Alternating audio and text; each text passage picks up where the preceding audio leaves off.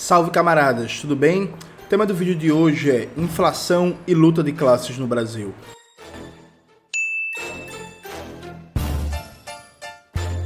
Antes de começar propriamente o tema do vídeo do canal, quero muito agradecer a você que ajuda a manter e melhorar nosso canal a partir do Apoia-se. Seu apoio é fundamental para a gente continuar o nosso trabalho. Note, o tema do vídeo de hoje é inflação, né? É um tema muito comentado porque tem uma batalha pela baixa da taxa de juros, da taxa Selic, que está acima de 13%. Nos últimos dias, o governo Lula vem fazendo várias críticas à política do Banco Central, tocada pelo Campos Neto, que basicamente é uma política que visa garantir o interesse da burguesia e dos rentistas. E aí um dos argumentos mais comuns ouvidos pelos liberais é que é importante manter a taxa de juros para não descontrolar a inflação. Então vamos lá, a primeira explicação básica. Por que se aumenta a taxa de juros para controlar a inflação em algumas situações? Há um tipo de inflação que é a inflação de demanda, que é uma coisa bem simples de entender. Vamos imaginar que tem, por exemplo, 1.000 pessoas querendo comprar laranja. E cada pessoa quer comprar uma laranja por dia, perfeito? Só que determinada cidade que não importa nem exporta, vamos imaginar uma economia fechada, determinada cidade só tem capacidade por dia de produzir 500 laranjas. Então todo dia tem 1.000 pessoas querendo comprar laranja, só que só tem uma capacidade de oferta de produção de 500 laranjas. O que é que isso vai fazer? Essa diferença entre a demanda e a capacidade de oferta tende a fazer o preço da laranja crescer no mercado. Tende a gerar inflação, crescimento do preço da laranja. Aí vamos imaginar que por algum motivo, essas 1.000 pessoas que todo dia querem comprar 1.000 laranjas, cada um comprando uma, tem um aumento da sua renda. Aí decidem que laranja é seu alimento preferido e já que tem aumento da renda, querem comprar mais laranjas. Então, essas 1.000 pessoas agora querem comprar 2.000 laranjas por dia. E a capacidade de produzir laranjas não aumenta. Então, agora a gente tem uma demanda de 2.000 laranjas diárias e uma capacidade de oferta de só 500. Isso vai pressionar ainda mais para cima o preço da laranja. Numa situação como essa, quando você aumenta a taxa de juros, você reduz o acesso ao crédito, porque você deixa o crédito mais caro e, tendencialmente, você tira do mercado, do acesso ao crédito, pessoas que têm um nível de renda menor.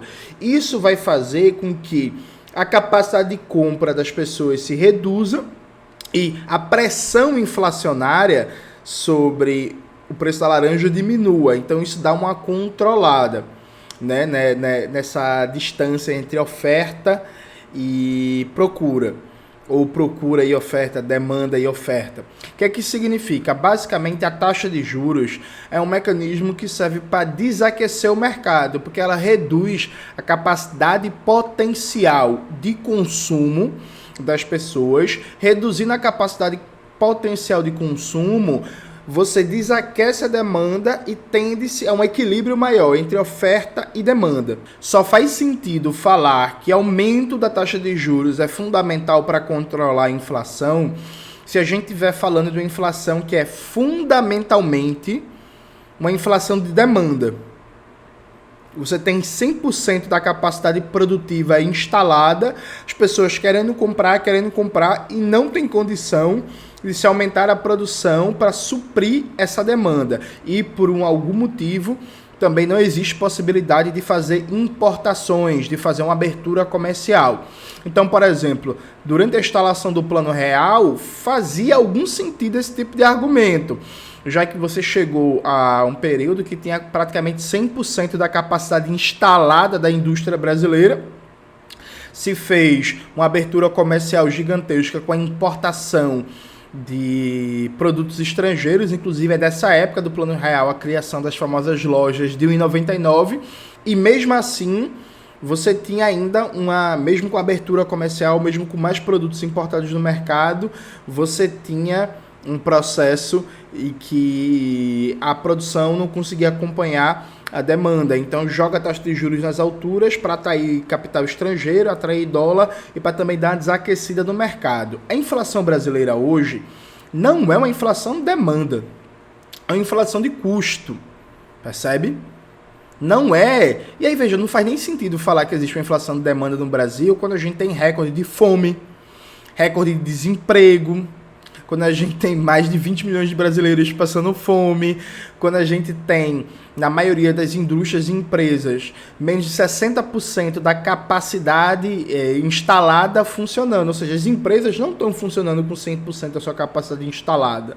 A classe trabalhadora brasileira não está com pleno emprego.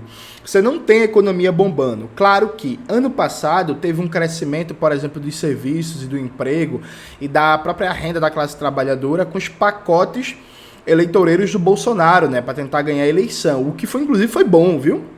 Foi desajustado, foi eleitoreiro, mas é melhor isso que a classe trabalhadora passar fome, ponto.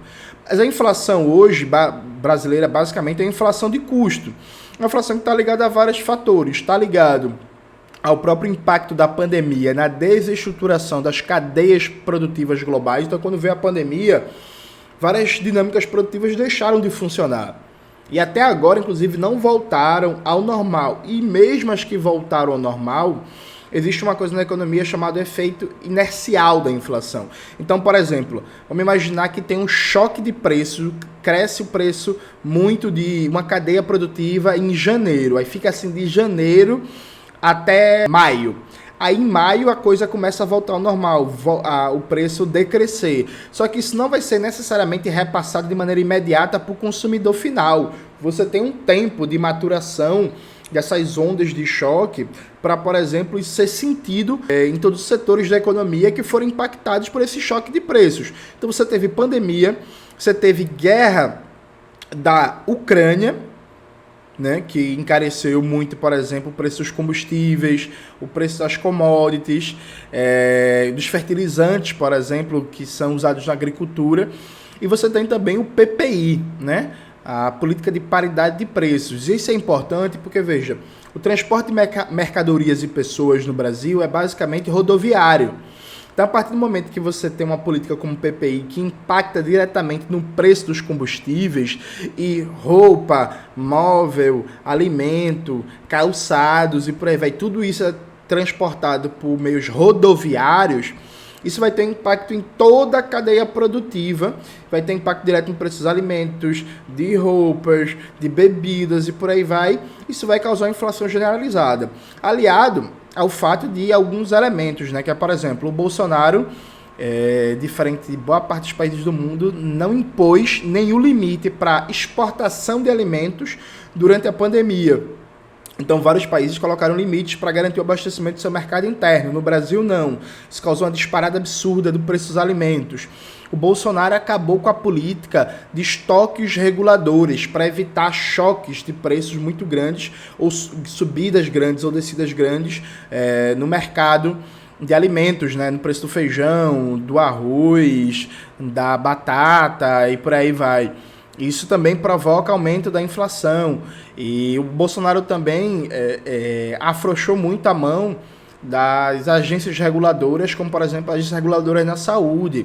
Então, os planos de saúde aproveitaram, fizeram uma farra muito grande de aumento de preços. E a própria demanda, inclusive, da pandemia, né, provocou um aumento de custos na saúde. Ou seja, você tem uma série de fatores que explicam a inflação brasileira e seu efeito inercial. Porque, por exemplo, boa parte das cadeias produtivas que foram paradas ou desestruturadas na época da pandemia já voltou ao normal. Só que isso não significa que isso já chegou no seu efeito no consumidor final, no preço, né, das mercadorias. Então a inflação hoje brasileira não é inflação de demanda. Não é que tem muita gente querendo consumir, é inflação de custos, em que atirar com a taxa de juros não significa nada. Veja, o que é que garante que você atirar com a taxa de juros vai reduzir a inflação que está ligada diretamente, por exemplo, ao PPI, a política de combustíveis, que causa rodadas permanentes de aumento do diesel. Esse aumento do diesel é repassado para o consumidor final, porque basicamente toda a comida do Brasil é transportada para o transporte rodoviário. sabe, tipo, por caminhões. Isso não vai ter impacto nenhum. Eu trouxe até aqui pra gente ver uma matéria do IBGE, viu, gente? A fonte é o IBGE. Tá aqui, ó. Inclusive aqui embaixo, lembrando, tem um QR Codezinho do Pix para quem quiser fazer doação para ajudar a manter e melhorar o nosso canal. Deixa eu até aumentar aqui para a gente dar uma lida. Vamos lá. Ó, o IBGE falando do resultado da inflação de 2022, né? Ó, deixa eu ler aqui para vocês. O resultado de 2022 foi influenciado principalmente pelo grupo Alimentação e Bebidas, que teve alta de 11,64%, que teve o maior impacto num agregado total, né? Tipo assim, qual foi o item que teve o maior impacto da inflação em 2022? Foi a alimentação e bebidas, que está diretamente ligada ao PPI na Petrobras, à guerra da Ucrânia, ao fim da política de estoques reguladores, o desincentivo, inclusive, à agricultura familiar, que está produzindo menos e por aí vai. Em sequência veio saúde e cuidados pessoais, que teve uma variação de 11%, né, 11,43%. Já em seguida, já a maior variação veio do grupo de vestuários, e aí lembrando também, boa parte do vestuário brasileiro também é transportada por meios rodoviários e por aí vai. E o grupo de habitação ficou próximo da estabilidade e transporte diminuiu pouco. Ou seja, quando você vai ver alimentação e bebidas, saúde, cuidados pessoais, vestuário. Tipo assim, tá bombando a economia, tem muita gente comendo, né? Tem muita gente bebendo, tem muita gente assinando plano de saúde, tem muita gente comprando remédio, tipo, não, pô. Sabe? Não. Assim, é claro que, por exemplo, no caso de gastos com saúde e cuidados pessoais, por causa dos efeitos da pandemia, as sequelas, evidentemente que a demanda por planos de saúde, por atendimento médico, por remédios cresceu. Isso, sim, fez uma pressão no preço dessa cadeia produtiva. Mas, tipo, não é aumentando a taxa de juros, cresceu por causa de uma pandemia, porra. Tá ligado? E aí, se você reduz a capacidade de consumo das pessoas, você, inclusive, nesse caso, pode estar condenando elas à morte. Aí aqui, tem até uma tabelazinha do IBGE aqui, ó, mostrando, ó, grupos: alimentação e bebidas, habitação, artigos de residência, vestuário, transporte, saúde e cuidados pessoais, despesas pessoais, educação, comunicação, né? Mostrando a variação e impacto. Ou seja, atirar com a taxa de juros não vai controlar essa inflação, porque a gente não vive na inflação de demanda, a gente vive na inflação de custo. Isso é um elemento básico. Agora, para inclusive caminhar para a conclusão, tem outro elemento, veja, nem toda inflação é ruim. Preste atenção, nem toda inflação é ruim, e aqui vamos tirar a caricatura. É claro que hiperinflação, inflação acelerada, ou inflação de 10, 15, 30, 40, 50% ao mês é ruim. É ruim para a classe trabalhadora. Percebe? Como a classe trabalhadora tem um nível de renda menor, ela consegue absorver menos essa variação de preços e vai sofrer muito com a inflação. É verdade, mas, por exemplo, uma inflação a zero não é ideal. Uma economia que está com inflação a zero é estagnada. Uma inflação até 6%, a depender da situação geral da economia, também não tem problema. A depender, inclusive, da situação geral da economia, uma inflação a 6, 7, 8% também não é um problema. E porque nem toda inflação é ruim. Eu vou dar um exemplo para vocês que é bem simples de entender. No final do segundo governo Lula, começo do primeiro governo Dilma, como o emprego estava em alta, o nível de emprego estava crescendo, as políticas sociais, como Bolsa Família e por aí vai, isso fez com que cada vez menos mulheres, a maioria mulheres negras, aceitassem o emprego de trabalhadora doméstica ganhando menos de um salário mínimo, ou até ganhando só um salário mínimo. Então, entre 2009 e 2014, principalmente, a gente teve uma certa inflação de custos, por exemplo, do trabalho doméstico. Isso é ruim? Não, pô. Isso é maravilhoso. Ótimo. Perfeito. Perfeito. Perfeito. Sabe? É isso. É bom. É ótimo. Entende? Assim como, vamos imaginar, se o governo aqui de Pernambuco, isso não vai acontecer, né? Mas só uma suposição. Se o governo de Pernambuco tivesse uma preocupação com as condições de trabalho no polo têxtil do Agreste. O polo têxtil aqui de Pernambuco é o segundo maior produtor têxtil do Brasil. Se tivesse maior preocupação com condições de trabalho, com cuidados ambientais, com a saúde do trabalhador e fosse mais rigoroso na fiscalização e no incentivo à promoção de direitos trabalhistas, isso ia encarecer, por exemplo, a produção têxtil aqui de Pernambuco, que, repetindo, é o segundo maior polo têxtil de produção do Brasil. Isso ia causar inflação, isso ia ser repassado, evidentemente, para o consumidor final. Isso é ruim? Não. Não é ruim, percebe? Então, assim, nem toda inflação é ruim, porque inflação é conflito redistributivo. Inflação ser ruim ou boa depende, primeiro, se ela está numa margem controlada. Então, a inflação de 5% não é ruim. Perfeito? Assim, inflação de 5% não é ruim. Como é que uma inflação de 5% é ruim? Uma inflação de 5% é ruim se você tem uma inflação de 5% e os ganhos de renda da classe trabalhadora estão congelados. A classe trabalhadora está tendo redução do seu poder de compra do seu salário real. Aí, perfeito, é ruim, sabe? Mas assim, uma inflação de 5%, 6% não é ruim necessariamente. E inflação setorial, a depender do setor, porque esse exemplo que eu dei do polo têxtil aqui de Pernambuco, isso seria um exemplo de uma inflação setorial. Você ia ter um crescimento de preço na produção têxtil aqui em Pernambuco que ia impactar no preço da produção têxtil do Brasil inteiro. Isso não seria ruim, isso seria ótimo, inclusive necessário. Então veja, inflação é conflito redistributivo, inflação é luta de classes. A partir do momento que a produção têxtil aqui de Pernambuco consegue pagar salários de miséria, inclusive, em média, as produtoras têxteis aqui de Pernambuco, do polo do Agreste, ganham menos de um salário mínimo. Então, por isso que se consegue vender esse preço. Se elas conseguem se organizar, lutar, pautar o debate público para, por exemplo, a média salarial crescer para um salário mínimo e meio, isso ia ter impacto no preço final e, consequentemente, no índice de inflação do ano. Mas isso é luta de classes, é maravilhoso, tomara que isso aconteça. O X da questão é que inflação é sempre um jogo de quem perde e quem ganha.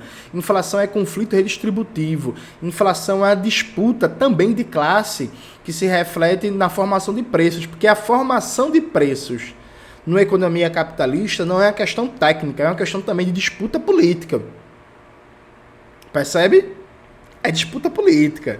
Então, por exemplo, quando estava tendo essa alta do custo dos serviços domésticos, boa parte dos profissionais liberais, advogados, fisioterapeutas, contadores e por aí vai, que já passar para o consumidor final, que estava tendo que pagar um pouco mais caro pela sua empregada doméstica, porque agora não estava tão fácil de ter força de trabalho semi-escravizada. Luta de classes, parceiro. Sabe? Tipo assim, são as classes querendo se apropriar da riqueza socialmente produzida. Então, não atirar com taxa de juros não vai controlar a inflação brasileira, não vai só provocar uma recessão, uma redução do crescimento da economia e da capacidade de gerar emprego esse ano. Nem toda inflação é ruim, há um caráter político e de conflito de classes no fenômeno da inflação. Inflação a zero não é bom, porque significa uma economia estagnada, em recessão, sem crescimento. O que é ruim é hiperinflação, inflação descontrolada, e o Brasil está bem longe dessa situação. E o melhor meio de controlar a inflação é fazer ajustes estruturais na oferta, ou seja, mudar a PPI, mudar a política dos combustíveis na Petrobras, recuperar a política de estoques reguladores nos alimentos, recuperar o financiamento para a agricultura familiar e compras governamentais, incentivo técnico, reduzir encargos tributários e afins para micro e pequenas empresas, e além de políticas de longo prazo, né, como, por exemplo, ampliar a malha ferroviária desse país para fazer com que a gente dependa menos da malha rodoviária, né, do caminhão, do diesel, no transporte de mercadorias e pessoas e por aí vai. Então, inflação no Brasil não se controla hoje com taxa de juros, isso é mentira, isso é uma conversa só para cevar o bolso de rentista, para deixar rentista rico, mais rico ainda. É isso, galera. Espero que vocês tenham gostado do vídeo de hoje. Não se esqueça de se inscrever no canal, ativar esse sininho, curtir esse vídeo, compartilhar e tudo isso que vocês já sabem. Um beijo e até a próxima.